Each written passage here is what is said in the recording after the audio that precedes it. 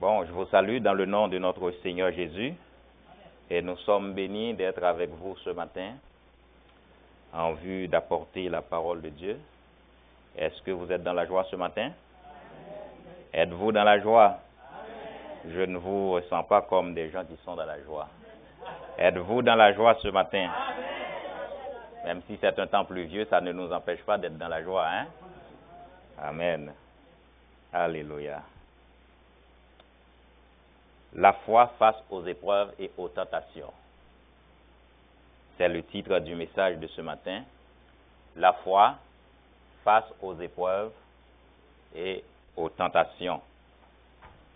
Je remercie mon frère Cédric qui a bien placé le décor ce matin. Je me suis même dit, est-ce qu'il a vu mes notes? Il a tellement bien fait ça au point que c'est toute l'introduction du message. Et je me suis rendu compte aussi que même les chants allaient avec toute cette mise en place-là. Et je rends grâce à Dieu de ce que, eh bien, son esprit a travaillé en nous comme il le faisait toujours. Vous voyez, dans le domaine spirituel, lorsqu'on s'accroche vraiment à Dieu, on ne peut pas s'étonner de voir comment Dieu va fonctionner. Parce que Dieu est vrai. Que tout homme soit menteur, mais Dieu soit vrai. Et je vais vous inviter à vous tenir debout pour aller lire avec moi dans Jacques chapitre 1er, le même texte que mon frère Cédric a pris tantôt, pour qu'on puisse regarder ensemble la foi face aux épreuves et aux tentations. Jacques chapitre 1er, versets 2 à 4 et verset 12.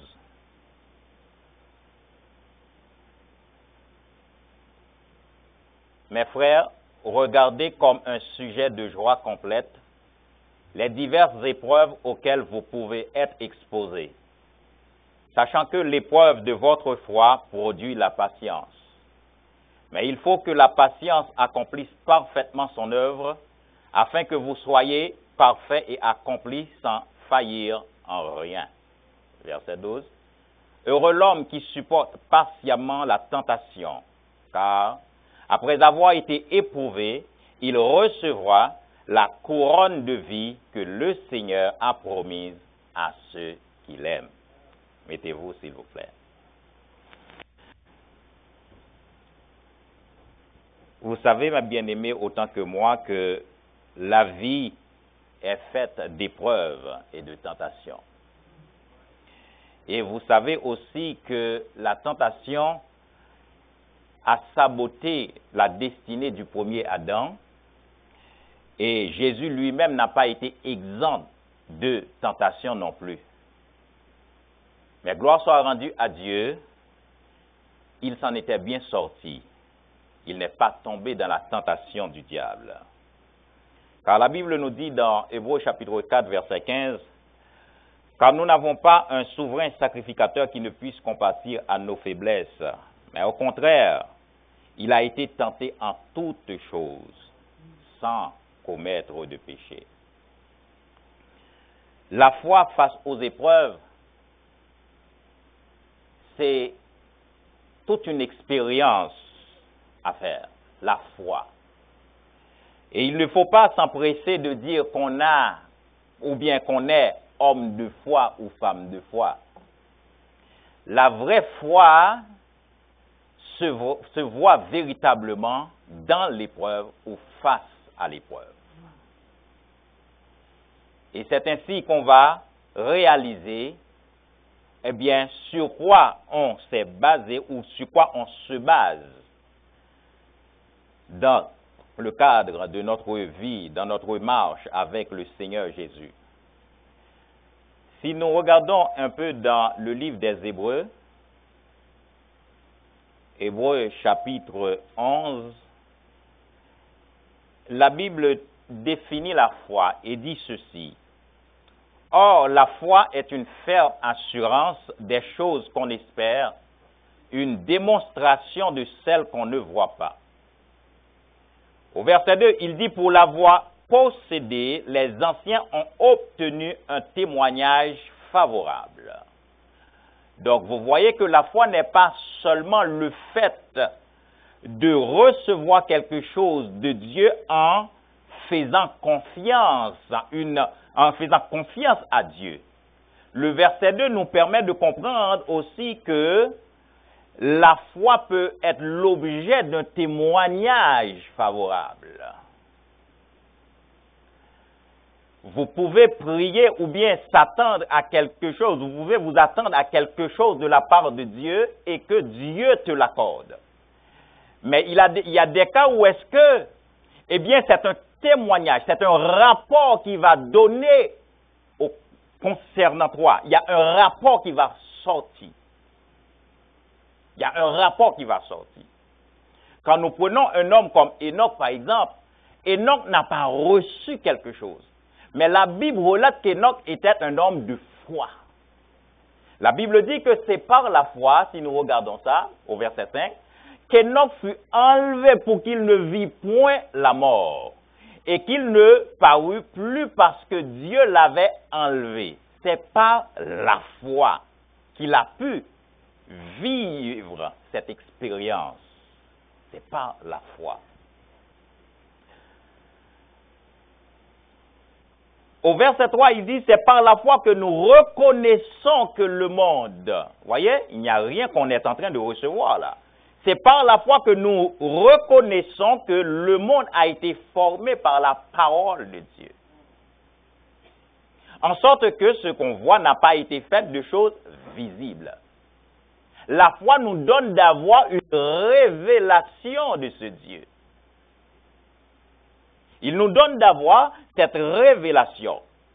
C'est par la foi qu'Abel offrit à Dieu un sacrifice plus excellent. Qu'est-ce qu'Abel a reçu? C'est par la foi. Donc la foi a conduit Abel, eh bien, à offrir une offrande excellente à Dieu. Cependant, jusqu'en date d'aujourd'hui, il y a un rapport que Dieu a donné concernant Abel. C'est qu'on voit son nom aujourd'hui comme un homme de foi dans la Bible. Parmi les hommes de foi, Abel est compté. Parmi les hommes de foi. Parmi les hommes de foi, Rahab est compté. Un témoignage favorable. Il y a un témoignage favorable. Et c'est pourquoi un jour, je définissais la foi dans un de mes messages. La foi peut être le choix, la position que tu prends pour Dieu. La décision que tu prends pour Dieu. La décision que tu prends pour Dieu peut être, eh bien, l'objet de ta foi. Rappelez-vous la femme perte de sang. Elle disait en elle-même, si je puis toucher le bord de son vêtement. Elle disait en elle-même. Elle a pris une décision depuis chez elle pour aller toucher le bord de son vêtement.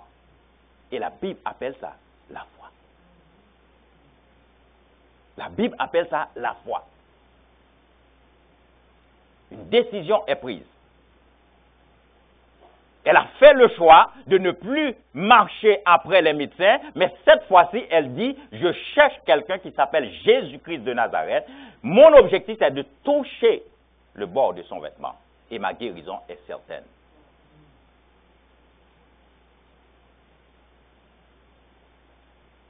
Mais il y a des fois, mes bien-aimés, vous et moi, nous faisons face à des situations, à des temps d'épreuve et de tentation.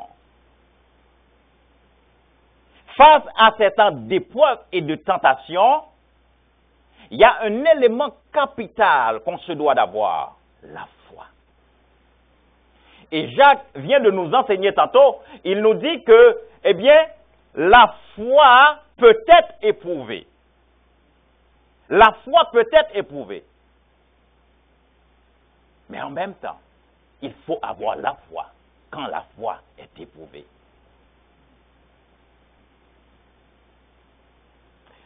La foi, c'est un concept vaste. Elle a plusieurs facettes qui nous permettent de connaître Dieu, de comprendre, de communier avec Dieu et vivre pour lui. Il y a plusieurs facettes de la foi. Et sans trop élaborer, nous avons la foi qui nous fait attirer par Dieu. Voyez, quand on est venu à Christ, Dieu a déposé en nous une mesure de foi qui lui permet de nous attirer. Car Jésus dit, nul ne peut venir à moi si le Père ne l'attire. Jean 6, 44. Nul ne peut venir à moi si le Père ne l'attire. Donc il y a un élément qui va faire en sorte que Dieu puisse nous attirer. Et c'est pourquoi l'auteur des Hébreux dit, or, sans la foi, il est impossible de lui être agréable. Parce que c'est quand Dieu voit cette mesure de foi active dans notre vie, tout en étant pécheur, parce que c'est un don de lui, alors il nous attire vers le Fils. Il nous attire. Et c'est pourquoi le salut, c'est véritablement une grâce. Parce qu'il n'y a rien que nous pouvons faire pour l'avoir. Il n'y a rien. Même pour l'avoir, Dieu a dû déposer son don qui est la foi en nous. Il a dû déposer son don. Notre salut, mes bien-aimés, nous donne d'adhérer à Christ. Et cette adhésion, c'est notre vie de foi en Christ. Dans cette vie de foi maintenant, nous sommes éprouvés. Dans cette vie de foi, nous sommes éprouvés. Et ces épreuves peuvent prendre diverses formes. Persécution, calamité, difficulté. Et ces épreuves peuvent être de Dieu, tout comme du malin. Mais les tentations, à coup sûr, elles sont du malin. Mais à quoi servent les épreuves de Dieu? À quoi servent les épreuves de Dieu? Les épreuves de Dieu sont là ou viennent pour nous purifier. Les épreuves de Dieu viennent pour nous purifier. Quel père qui aime son enfant qui va pas le châtier? Les épreuves viennent pour nous transformer, les épreuves de Dieu.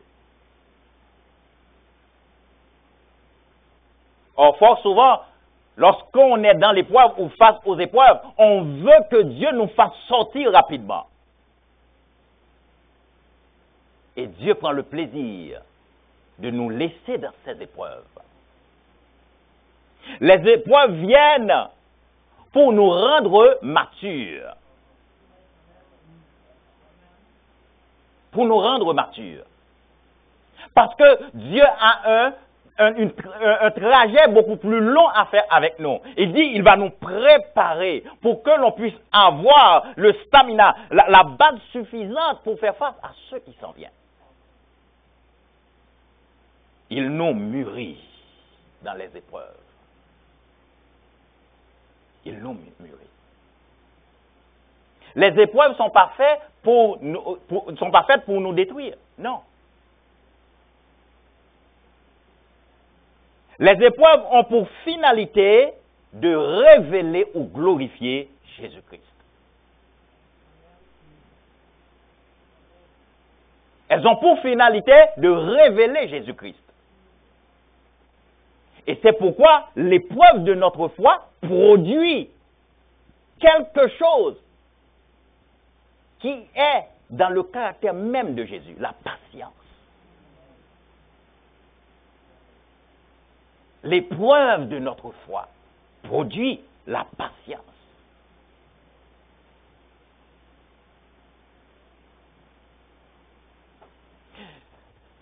C'est aussi à travers l'épreuve et la tentation qu'on peut découvrir le vrai caractère de l'homme.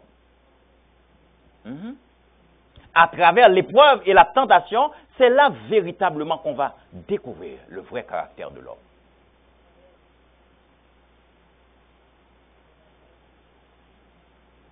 va découvrir le vrai caractère de frère Marcelin dans l'épreuve, dans la tentation ou face à la tentation. Tu vas découvrir mon vrai caractère. Et comme je disais tantôt, Dieu nous expose aux épreuves, pas pour nous détruire. Et notre frère Cédric, tantôt, dans Psaume 9, verset 3, il dit, tout comme David, je ferai de toi le sujet de ma foi. Jacques reprend pour dire, regardez comme un sujet de joie complète les diverses épreuves auxquelles nous pouvons être exposés.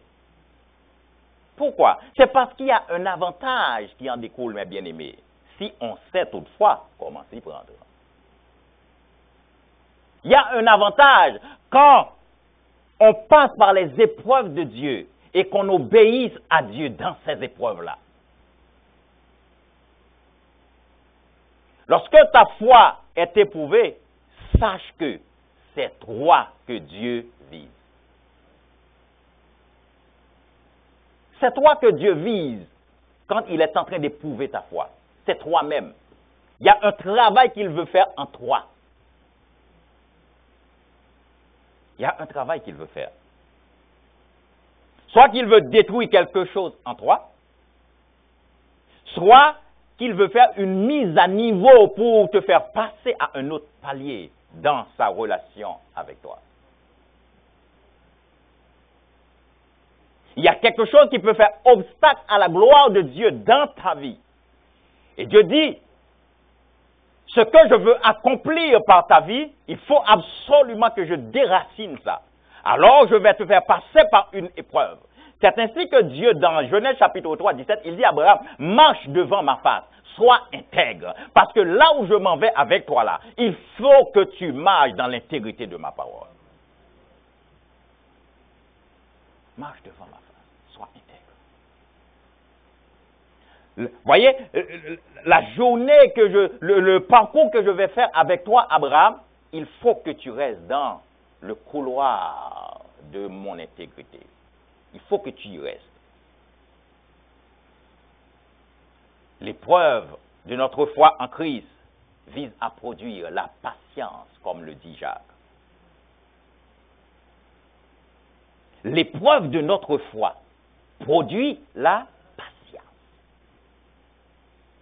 Donc il y a un résultat qui doit sortir lorsque notre foi est en train d'être éprouvée. Il y a un résultat. Dieu cherche un résultat. Et ce résultat, c'est la patience. La patience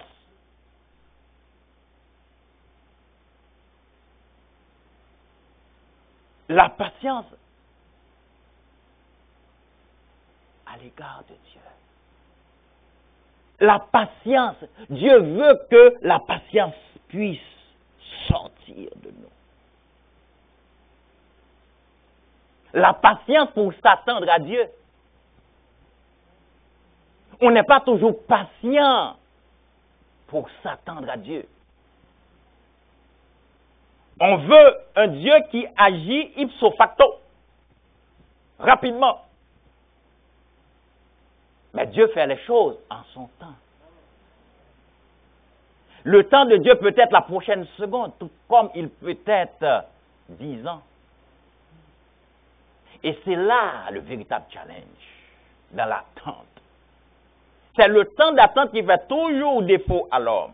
Le temps d'attente. Et là, Dieu, qu'est-ce qu'il fait? Il produit quelque chose dans notre vie à travers les épreuves. La patience pour s'attendre à Dieu. La patience dont on doit faire preuve envers nos semblables aussi. C'est peut-être le moment où est-ce que Dieu est en train de travailler notre patience pour que l'on parvienne à être patient avec les autres aussi.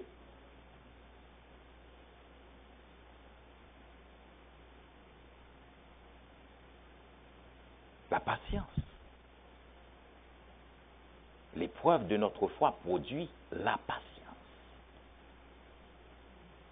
Et regardez une chose que Jacques dit qui est importante. Il ne suffit pas que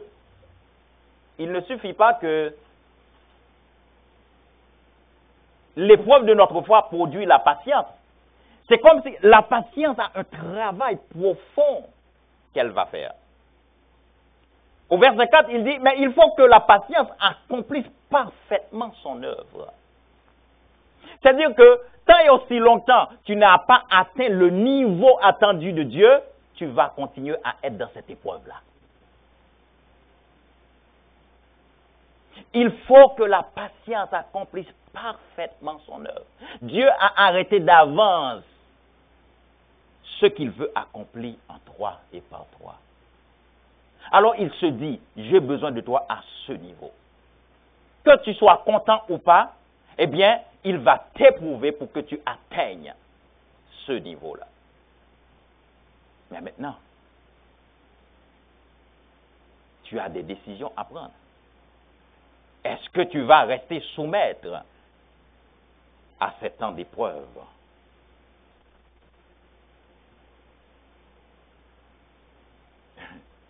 Parce que la patience, mes bien-aimés, qui est produite en toi, c'est pour créer ta dépendance à Dieu.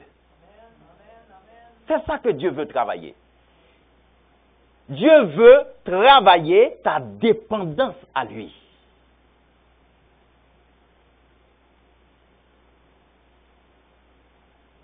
Et c'est pourquoi la plupart du temps, eh bien,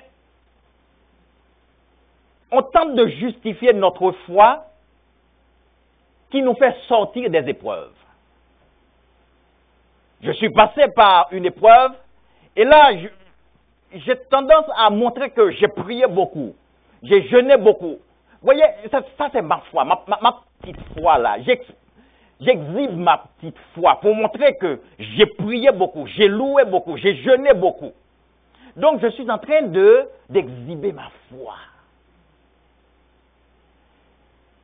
Je ne suis pas totalement dépendant de Dieu. C'est parce que moi, j'ai prié. C'est ma prière qui m'a fait sortir de l'épreuve. Hein? C'est mon adoration, c'est ma louange, c'est mon jeûne là qui m'a fait sortir de l'épreuve. C'est ça qui m'a fait sortir de l'épreuve. Donc, je suis dans une démarche de performance. J'exhibe ma performance qui m'a fait sortir de cette situation. Oh, Dieu s'attend à voir que nous dépendions de lui. Il s'attend à voir que nous dépendions de lui pour que nous puissions dire, c'est de l'Éternel que cela est venu.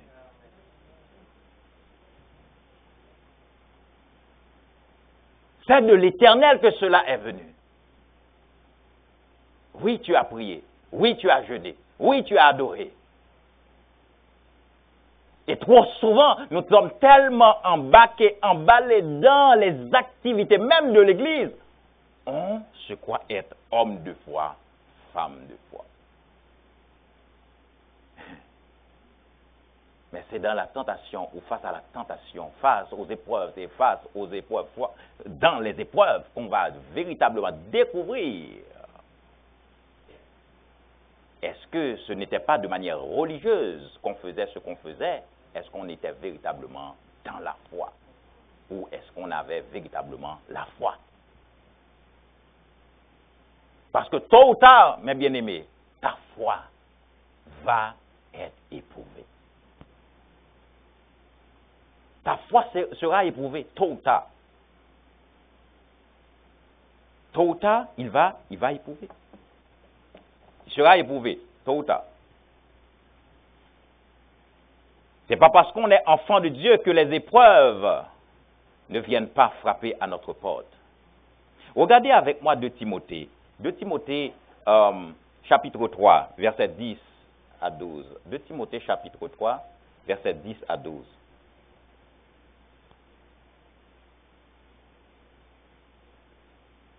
Pour toi, tu as suivi de près mon enseignement, ma conduite, mes résolutions, ma foi, ma douceur, ma charité, ma constance, mes persécutions, mes souffrances.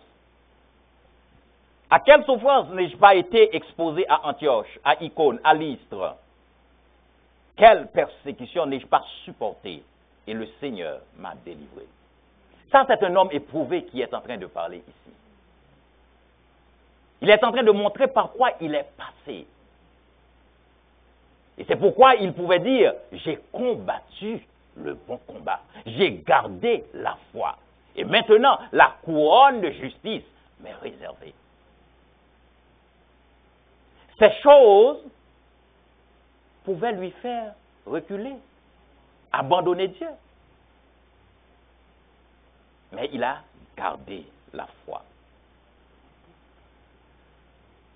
Mais que faire, mes bien-aimés, lors des épreuves?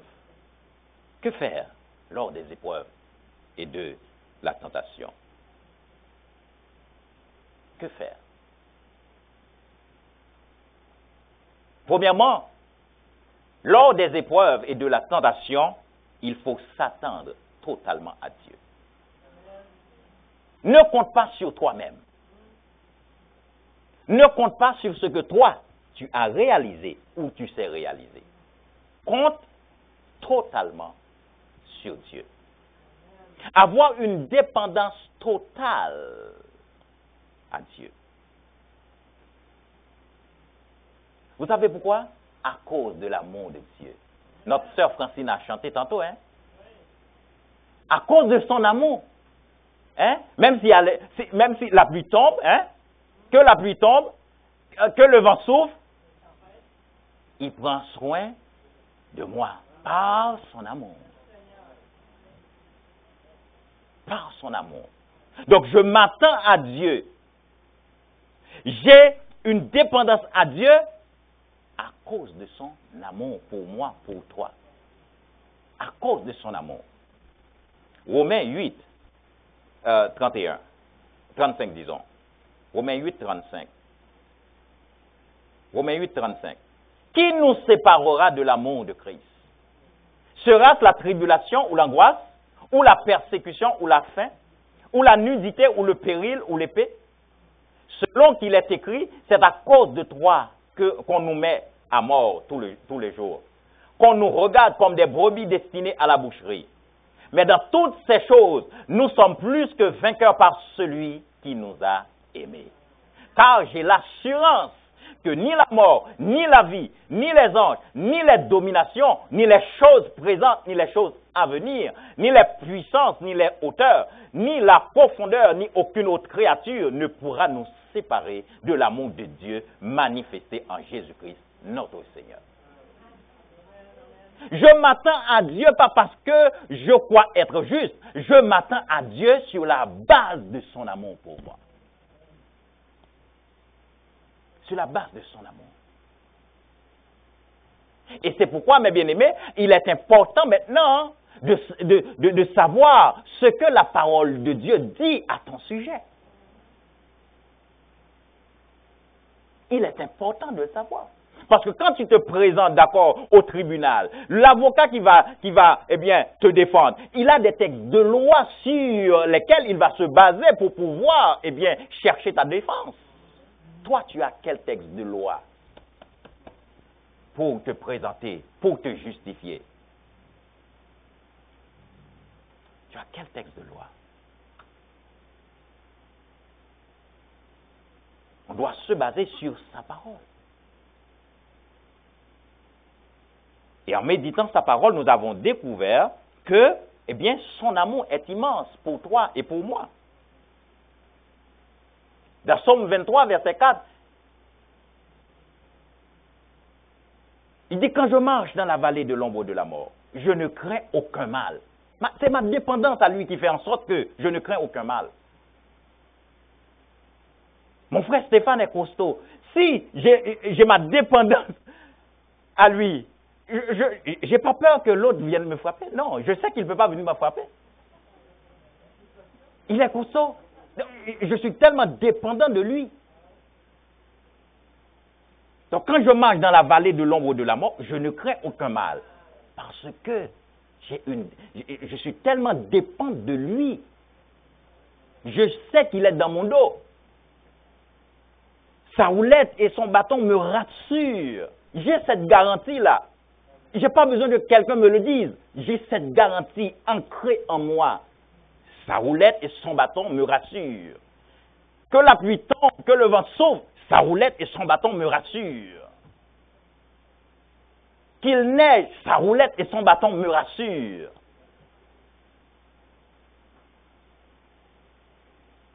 Sa houlette et son bâton me rassurent. Amen. Que faire lors des épreuves et de la tentation? La deuxième chose, c'est de s'appuyer sur l'œuvre achevée de Jésus-Christ par la foi de Christ lui-même. S'appuyer sur l'œuvre achevée de Jésus-Christ par la foi de Christ lui-même. C'est important, mes bien-aimés. S'appuyer sur la foi de Jésus-Christ. Même pas ta foi, hein? La foi de Christ. La foi de Christ. Parce que, à cause de la matière avec laquelle nous sommes formés, on est sujet à tomber. Mais Christ n'était jamais tombé. Sa foi est inébranlable. L'homme peut défaillir. Et dimanche dernier, le pasteur avait pris un texte. Et c'est Jésus qui disait dans Luc, je crois, Luc 22, 32 ou 32, 22, quelque chose comme ça. Il dit que, Simon, Simon, le diable t'a réclamé pour te cribler comme un froment. Mais j'ai prié pour toi, afin que votre foi ne défaille point. Mais lorsque tu seras converti, affermis tes frères.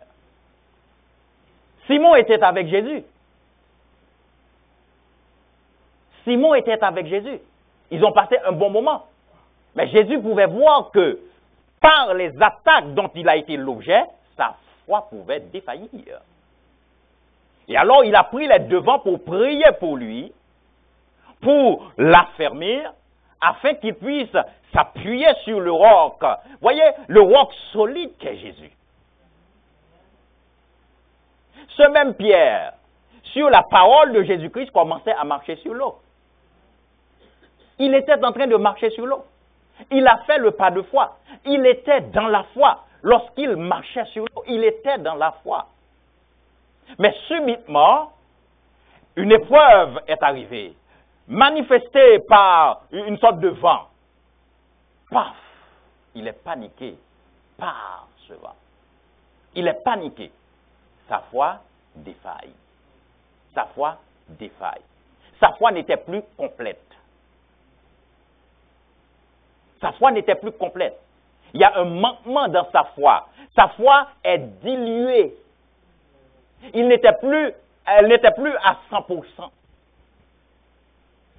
La foi à laquelle Dieu nous attend, c'est la foi qui fonctionne à 100%, si je peux le quantifier comme ça. Une foi où est-ce que rien ne t'ébranle au sujet de Dieu. Que le ciel tombe sur ta tête, Dieu est vrai. C'est de ça qu'il s'agit. Je ne connais pas la situation qui va me faire nier Jésus-Christ. Je ne connais pas cette situation. S'appuyer sur l'œuvre achevée de Jésus-Christ par la foi de Christ lui-même, c'est de croire en ce que Jésus lui-même croit. C'est de déclarer ce que Jésus lui-même a dit.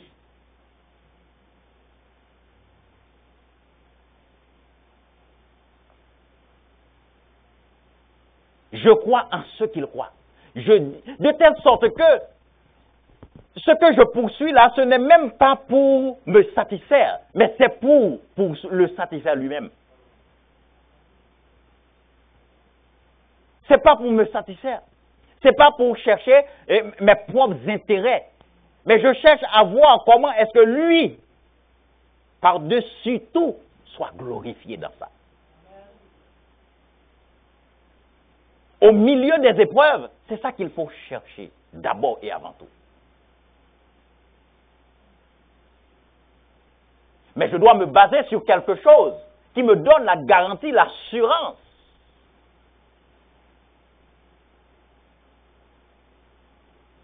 Regardez avec moi quelque chose. Galates chapitre 2, verset 20. Galates 2, 20. Galates 2, verset 20. J'ai été crucifié avec Christ. Et si je vis, ce n'est plus moi qui vis. C'est Christ qui vit en moi. Je vis maintenant dans la chair, je vis dans la foi au Fils de Dieu qui m'a aimé et qui s'est livré lui-même pour moi. Paul se considère comme un mort. J'ai été crucifié avec Christ. C'est-à-dire que moi, je n'ai plus de volonté. Tout ce qui va se faire dans ma vie là doit être la volonté de Jésus-Christ. C'est pourquoi j'ai été crucifié avec Christ. Si je vis maintenant, ne parle pas de moi, ce n'est pas moi. Mais c'est Christ qui vit en moi. Et donc tout ce qui va sortir de moi, tout ce qui va découler de moi, doit être l'expression de Christ. Ce n'est plus moi qui vis. C'est Christ qui vit en moi. Et je vis dans la foi au Fils de Dieu. Dans la version King James, il dit, je vis dans la foi de Christ. Je vis dans la foi du Fils de Dieu. Dans la foi du Fils de Dieu. Même pas dans ta foi. La foi du Fils de Dieu. C'est-à-dire que si Jésus dit quelque chose me concernant, je m'appuie sur cette chose. Peu importe les situations, je cherche la parole que Jésus-Christ dit me concernant. Je cherche cette parole et je m'accroche à elle. Je m'accroche à elle. Que je continue de souffrir ou pas, je m'accroche à elle. Parce que par-dessus tout, je ne cherche pas quelque chose d'abord pour moi, je cherche quelque chose. C'est comme Jean-Baptiste pouvait dire, il faut qu'il croisse et que je diminue. Il faut qu'il croisse et que je diminue.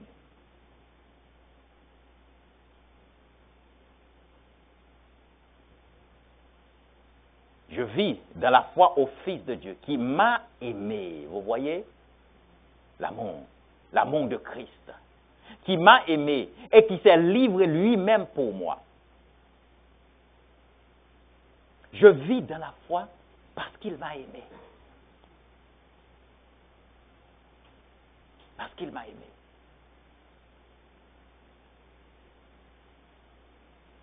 Parce qu'il m'a aimé. J'étais censé porter les fardeaux du péché. Mais la Bible dit, le châtiment qui me donne la paix aujourd'hui est tombé sur quelqu'un qui s'appelle Jésus-Christ de Nazareth. C'est ça ma Bible dit. Donc je ne peux pas accepter un châtiment dans ma vie, non. Il y a quelqu'un qui l'a pris. Tout châtiment est illégitime dans ma vie. Tout châtiment. Parce qu'il y a quelqu'un. La Bible dit que la malédiction sans cause est sans effet. Donc lui, il a déjà pris ma malédiction. Il dit, malheur à celui qui est pendu au bois. Il a déjà pris ma malédiction. Donc s'il survient une malédiction dans ma vie, elle est illégale. Elle est illégitime. Parce que quelqu'un a déjà pris ça à la croix du Golgotha pour moi. Quelqu'un l'a déjà pris. Et puisque Jésus l'a déjà prise, cette malédiction, je refuse de l'avoir. Je refuse de vivre sous l'égide, sous la pression de cette malédiction.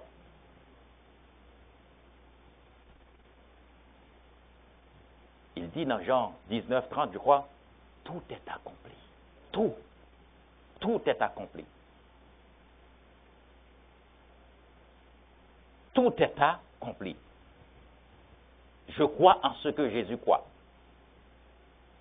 Je crois en ce que Jésus dit. Je le crois fermement. 1 Pierre 2, 24, il dit quelque chose là-bas, 1 Pierre 2, 24. 1 Pierre 2, 24. Lui qui a porté lui-même nos péchés en son corps sur le bois, afin que morts au péché, nous vivions par la justice, lui par les meurtrissures duquel vous avez été guéris. Je vais pas être guéri. J'ai été guéri. Je ne vais pas être guéri. J'ai été guéri. D'où l'importance de renouveler son intelligence pour que ces choses prennent place clairement dans notre système de pensée. Je sens mal, oui, correct. Je vais chez le médecin, correct. Mais je sais, dans mon homme intérieur, j'ai été guéri. Je vais remplir une formalité administrative humaine normalement en allant chez le médecin. Mais dans ma tête, j'ai été guéri.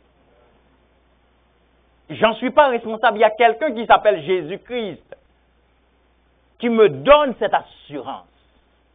J'ai été guéri. Est-ce que je ressens la douleur? Il se pourrait bien. Mais j'ai été guéri.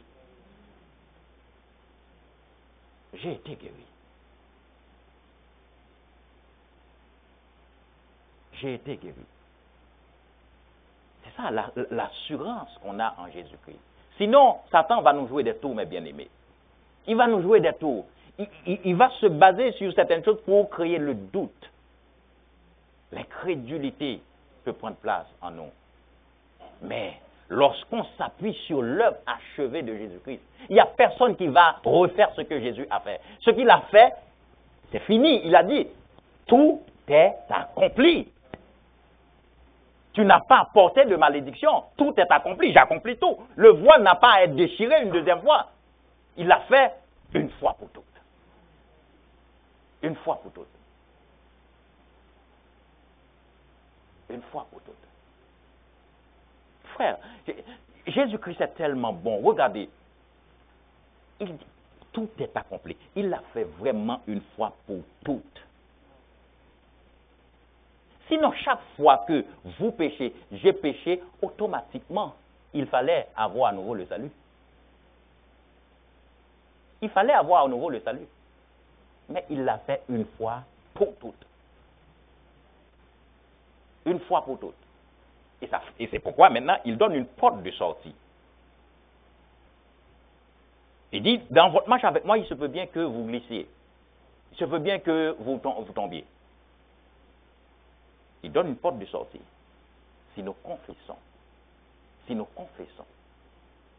il est juste et fidèle, hein, pour nous. Parce qu'il n'a pas à refaire ce qu'il a fait à Golgotha. C'est fini. Maintenant, c'est laisser cette chose qu'il a dit là, ancrer en nous, prendre place en nous pour que ça devienne vérité. C'est pourquoi il dit, vous connaîtrez la vérité. Et la vérité vous affranchira. Jean 8, 32. Ce qui est là n'est pas forcément vérité. Hein? Oui. Ce n'est pas forcément vérité. Les gens disent, ah oui, la parole c'est la vérité. Ah. Elle est vérité quand c'est ancré, intériorisé en toi. Mais jusqu'à présent, là, ça peut être la lettre qui tue. Ça peut être la lettre qui tue. Ce n'est pas parce qu'il est dans un document qui s'appelle Bible qu'elle est vérité. Elle est vérité. C'est pourquoi elle va vous... Si tu n'es pas encore affranchi, elle n'est pas... C'est-à-dire que tu n'as pas encore atteint le niveau où est-ce que cette vérité-là fasse le déclic qui fait en sorte que tu te l'appropries. C'est quand tu te l'appropries par ce niveau de révélation, tu dis, OK. C'est bon maintenant. Ce qui m'a fait peur ne me fait plus peur. C'est bon maintenant. Parce que je découvre quelque chose que le Saint-Esprit vient placer dans mon homme intérieur.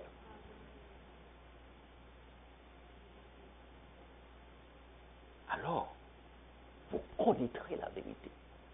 Vous venez d'expérimenter la vérité.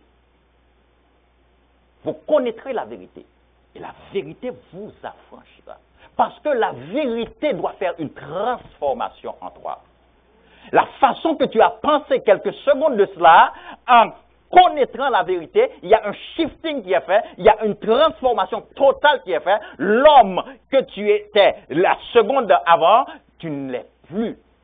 Parce que la vérité vient te transformer par un niveau de révélation que tu as reçu. La vérité vous affranchit. Et c'est pourquoi, souvent de fois, les enfants de Dieu continuent de réciter verset après verset. Mais ces versets-là ne sont pas une évidence dans la vie de ces enfants de Dieu.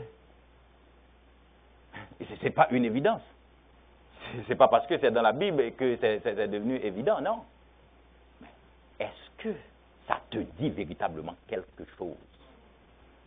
Ce verset-là, est-ce qu'il te dit quelque chose?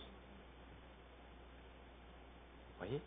Est-ce qu'il y a quelque chose qui te traverse avec ça, qui fait en sorte que la femme que tu étais hier, l'homme que tu étais hier, tu ne l'es plus, mais maintenant, tu es un homme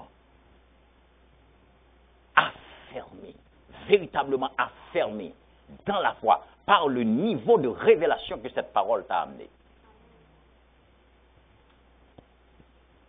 C'est pourquoi la foi vient de ce qu'on entend. Ce qu'on entend. Tu n'es pas censé entendre ce que je dis là. Parce que Jésus dit, ceux qui ont des oreilles pour entendre, entendent. La foi vient de ce qu'on entend. Ce qu'on entend là vient de la parole de Christ. Ce qu'on entend là produit la foi.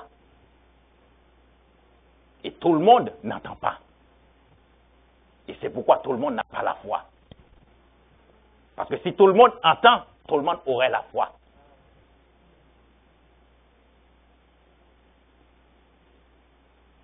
Amen.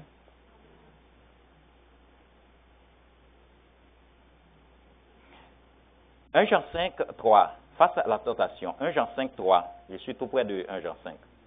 1 Jean 5, verset 3.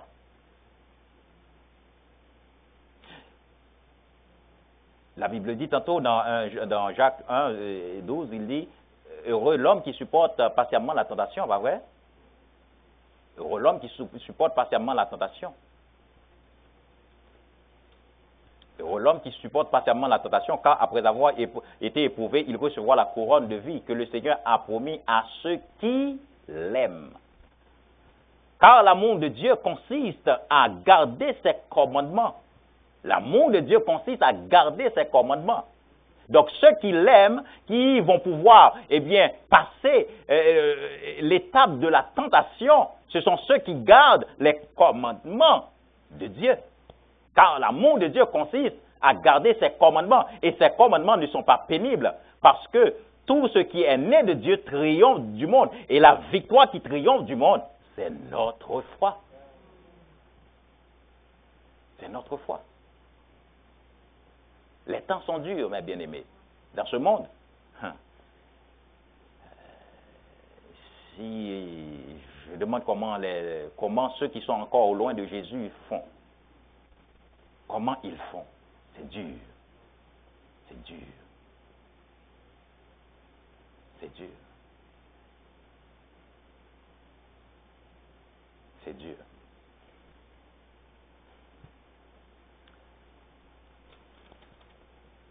Que faire lors des épreuves et de la tentation? Troisième chose, c'est ne doutez jamais de l'intégrité et de la capacité de Dieu. Ne doutez jamais de l'intégrité et de la capacité de Dieu. N'oubliez pas que vous êtes dans l'épreuve, ou bien face aux épreuves. Vous êtes face à la tentation, ou bien dans ce carcan de tentation-là. Dans cette situation-là, ne doutez jamais de l'intégrité et de la capacité de Dieu. Tu peux douter de ta capacité à toi, mais celle de Dieu, ne doute jamais, vraiment jamais. Ne doute jamais de l'intégrité. Je veux parler de l'intégrité de sa parole. Il y a quelque chose que Dieu dit dans sa parole. C'est quelque chose que Dieu dit là. Cette parole-là que Dieu dit là, Dieu est intègre dans sa parole. Parce qu'il est le même hier, aujourd'hui et éternellement. Il est intègre dans sa parole. Il est intègre. Genèse 21, premier. Genèse 21. Regardez l'intégrité de la parole de Dieu. Genèse 21. L'intégrité de la parole de Dieu. L'Éternel se souvint de ce qu'il avait dit à Sarah. Il se souvint de ce qu'il avait dit. Pas de ce que quelqu'un a dit. Lui-même, il a dit quelque chose. Donc, ce qu'il a dit, c'est sa parole. L'Éternel se souvint de ce qu'il avait dit à Sarah. Et l'Éternel accomplit pour Sarah ce qu'il avait promis.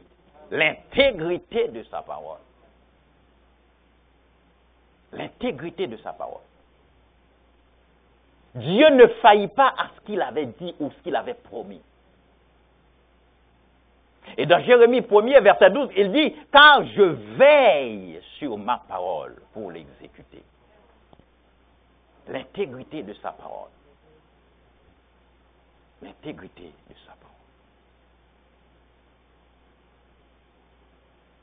La capacité de Dieu. Regardons aussi la capacité de Dieu dans Daniel. Comment des jeunes garçons, vont exprimer la capacité de Dieu. Dans Daniel,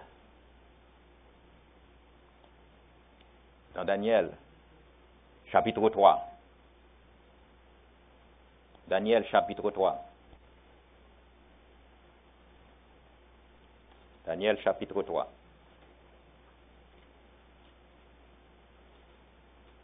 Est-ce que j'ai le texte ici? Daniel, chapitre 3, verset 16 à 18. 16 à 18. Shadrach, Meshach et Abed-Négo répliquèrent au roi Nebuchadnezzar. Alors, je vous épargne tous les autres textes là. Nous n'avons pas besoin de te répondre là-dessus. Voici notre Dieu que nous servons peut nous délivrer de la fournaise ardente. Et il nous délivrera de ta main, ô roi. Sinon, sache, ô roi, que nous ne servirons pas tes dieux et que nous n'adorerons pas la statue d'or que tu as élevée.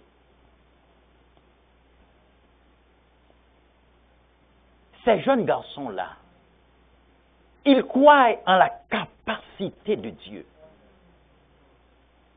Ils croient en la capacité de Dieu.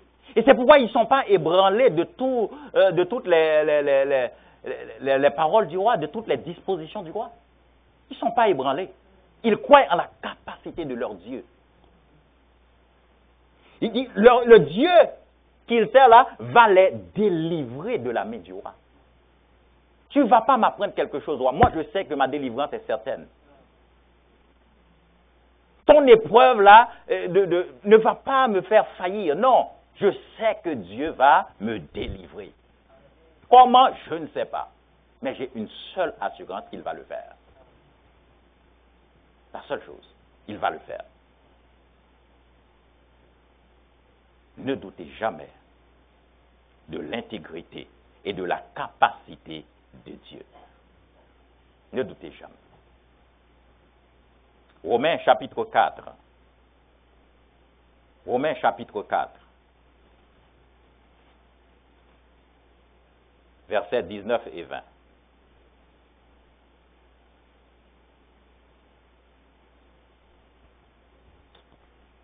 sans affaiblir dans la foi, on parle d'Abraham, et sans affaiblir dans la foi, il ne considéra point que son corps était déjà usé, puisqu'il avait près de 100 ans, et que Sarah n'était plus en état d'avoir des enfants.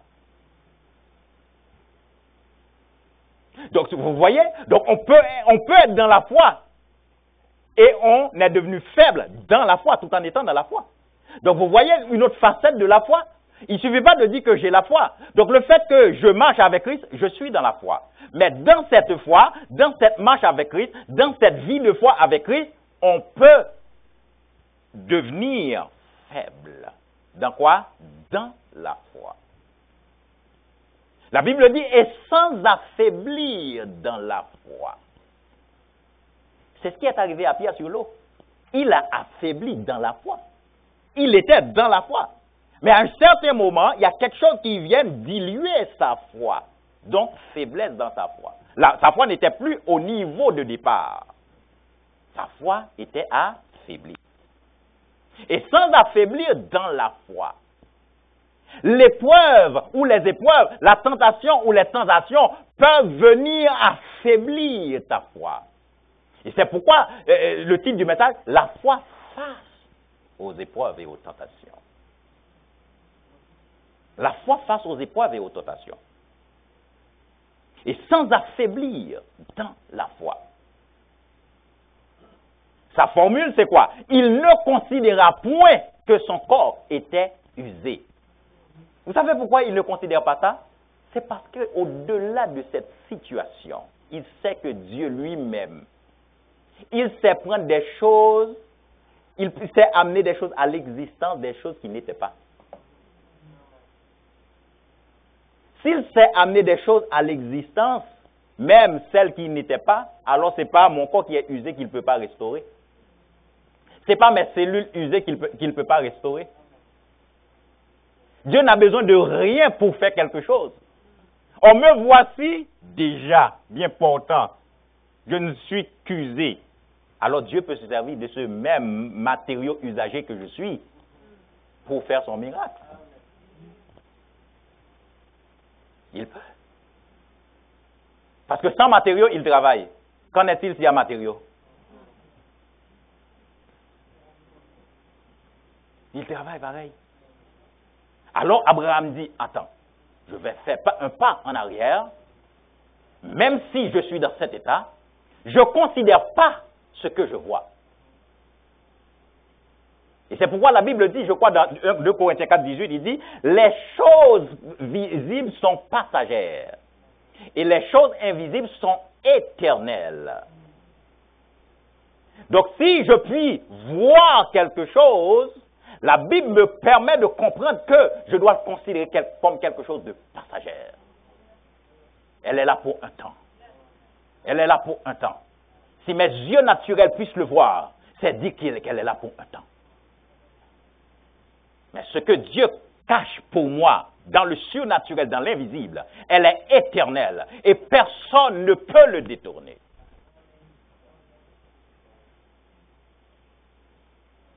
Il ne considéra point que son corps était usé.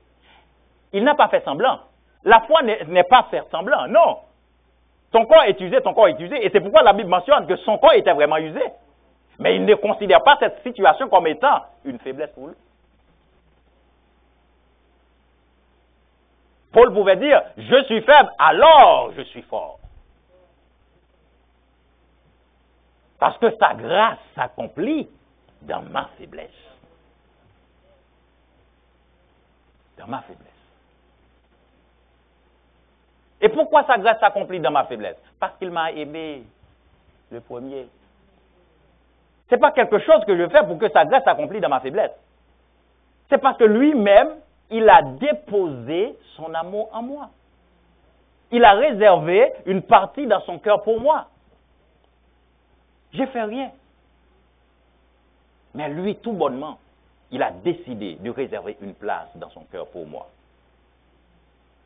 Et cette place, il le réserve aussi pour toi, mon frère, ma soeur. Chacun de nous, il réserve une place pour nous. Il ne douta point, verset 20, il ne douta point par incrédulité au sujet de la promesse de Dieu. Mais il fut fortifié par la foi, donnant gloire à Dieu. Donc, dans les temps d'épreuve, il faut donner gloire à Dieu. Abraham ne s'est pas apitoyé, mais il fut fortifié par la foi, s'appuyant sur les promesses de Dieu, s'appuyant sur la parole de Dieu, il donne gloire à Dieu. Lorsque je me rappelle ce que Dieu a dit, je m'appuie sur cette parole pour lui rendre gloire, parce que je sais à coup sûr qu'il va accomplir ce qu'il a dit. Il va l'accomplir.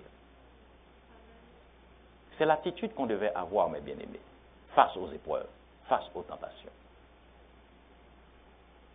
Lorsque le diable vient nous tenter, il peut venir nous tenter en nous faisant comprendre, qu'on est incapable. Pour créer un sentiment d'infériorité en nous. Pour nous montrer que, ça ne va pas marcher. Tu l'as fait depuis 2 mois, depuis 3 mois, depuis l'année dernière, ça n'a pas marché. Mais Jésus dit quelque chose. Il dit, j'ai vaincu le monde. Il dit dans Éphésiens 3:20, il dit, oh, à celui qui peut par la puissance qui agit en nous. Est-ce qu'il y a une puissance qui agit en toi? Frère, c'est puissant ça. Oh, à celui qui peut par la puissance qui agit en nous. Donc il faut commencer par reconnaître qu'il y a une puissance qui agit en toi. Des mômes n'ont pas besoin de sortir de toi pour savoir qu'il y a une puissance qui agit en toi. Or, à celui qui peut, par la puissance qui agit en moi, infiniment au-delà de ce que nous pensons, même en pensée, même ta pensée peut faire l'objet d'expression de la puissance de Dieu. Or, à celui qui peut, par la puissance qui agit en nous, infiniment au-delà de ce que nous pensons, nous demandons. Hein? Donc, il y a une puissance.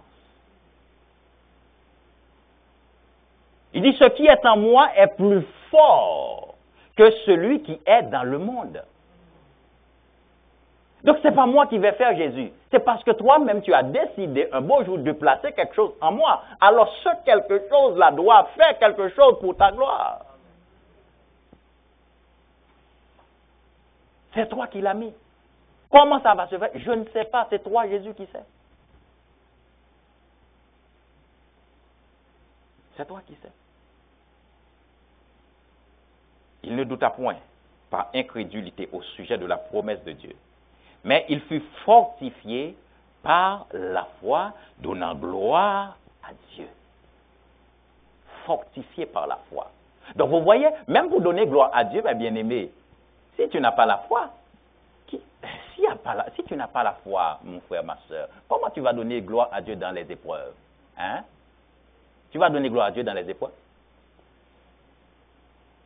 Affaiblir dans la foi, c'est une foi qui défaille, qui cesse de croire en l'intégrité et la capacité de Dieu. Je vais vous laisser, mes bien-aimés, en lisant un dernier texte dans Luc chapitre 9. Et sur ce texte, on va terminer. Sujet de réflexion. Jésus pouvait dire dans Luc 18, verset 1, à partir de verset 1, il dit, « Quand le Fils de l'homme viendra, trouvera-t-il la foi sur la terre ?» Tout ceci pour nous dire qu'il faut toujours prier. Il n'était pas en train de faire une comparaison entre Dieu et le juge inique, mais plutôt pour nous encourager à prier constamment.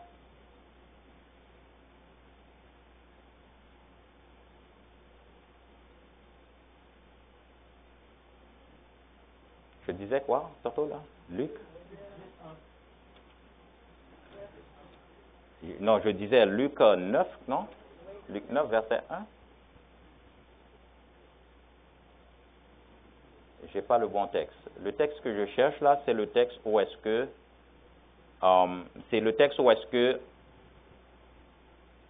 Attends.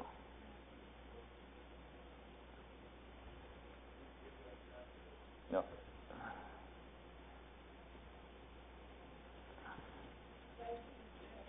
Oui, Luc 9, c'est le texte où est-ce que les disciples posent la question à Jésus. Seigneur, est-ce que c'est ses parents ou le gars aveuglé de naissance? Jean 9, voilà. Jean 9, ouais. Je suis dans Luc 9, mais c'est Jean 9.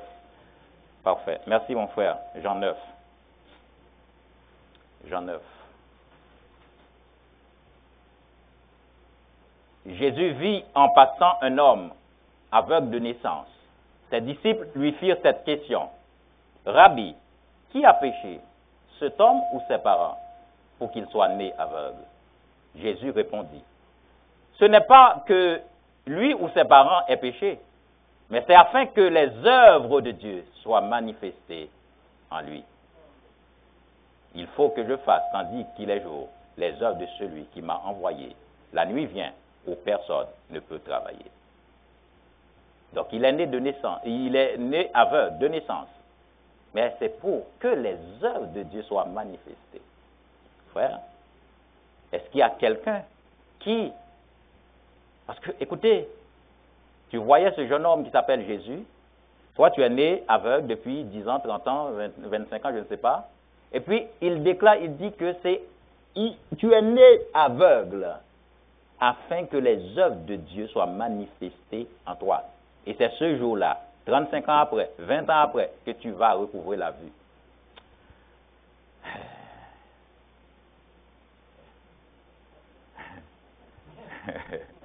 Vous voyez, la foi en Jésus-Christ.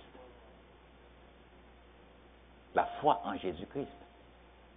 Mais quelqu'un qui n'est pas bien ancré en Jésus-Christ, est-ce qu'il va continuer avec ce Jésus qui, on dirait, a gaspillé une bonne partie de sa vie?